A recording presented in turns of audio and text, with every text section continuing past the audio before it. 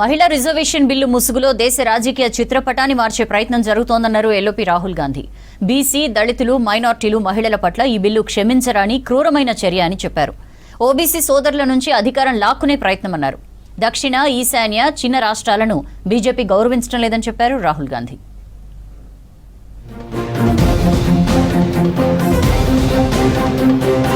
కేంద్రం తీసుకొచ్చిన బిల్లు మహిళా సాధికారత కోసం తెచ్చింది కాదన్నారు ఎల్ఓపి రాహుల్ గాంధీ. మహిళా రిజర్వేషన్ బిల్లు 2023లోనే పాస్ అయిందని, ప్రస్తుతం తీసుకొచ్చిన బిల్లు దేశ రాజకీయ మ్యాప్ ను మార్చే బిల్లని ఆరోపించారు. 2023లో ఆమోదం పొందిన మహిళా బిల్లును వెంటనే అమలు చేయాలని డిమాండ్ చేశారు Rahul Gandhi. This is not a women's bill. This is nothing to do with the empowerment of women. There is a women's bill.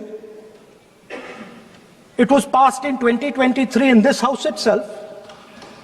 That is the women's bill. This is an attempt to change the electoral map of India,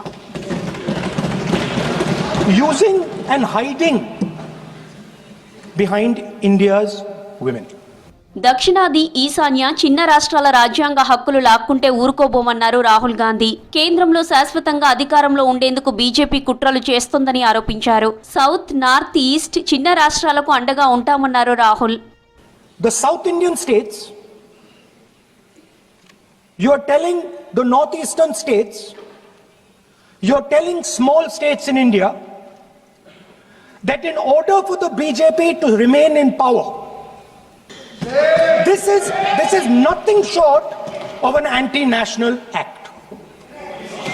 So I am telling you very clearly right now that the entire opposition is going to defeat this attempt of yours. ప్రధాని మోదీ తన లోపాలను కప్పిపుచ్చుకునే ప్రయత్నం చేస్తున్నారని చెప్పారు LOP Rahul Gandhi. తాము ఆర్మీని ఏమనడం లేదని, ప్రధాని మోదీనే ప్రశ్నిస్తున్నామన్నారు. మోదీ రహస్యాలన్నీ ట్రంప్ దగ్గర ఉన్నాయని, ట్రంప్ బ్లాక్ మెయిలింగ్ కు ప్రధాని భయపడుతున్నారని విమర్శించారు. There is a central fundamental confusion in the minds of the BJP and its leadership. They are the people of India. They also think that they are the armed forces. We are not attacking the people of India. We are not attacking the armed forces of India. We are attacking you. Do not hide behind the people of India or behind the armed forces.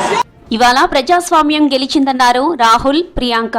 పాత జనాభా లెక్కలతో bill సరికాదన్నారు. Bill పెట్టిన పద్ధతి సరికాదని, అందుకే వ్యతిరేకించామని తెలిపారు. हमने clearly बोला है कि ये महिला बिल नहीं है. ये हिंदुस्तान का राजनीतिक जो स्ट्रक्चर है, इलेक्टोरल स्ट्रक्चर है, उसको बदलने की कोशिश है. ये हमने रोक दिया है. आरक्षण की बात नहीं थी, ये देश के लोकतंत्र की बात थी, ये देश की अखंडता की बात थी.